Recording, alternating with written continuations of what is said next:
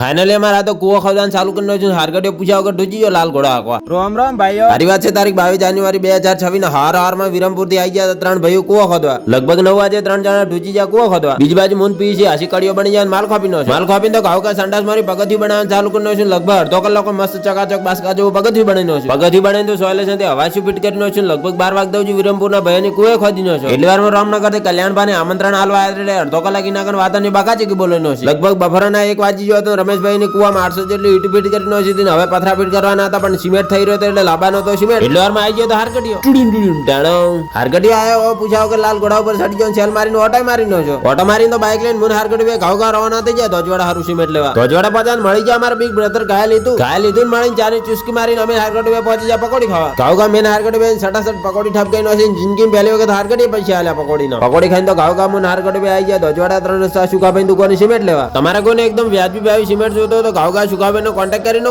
Screen ઉપર number મળી જાય. બોલો જય શ્રી સીતારામ.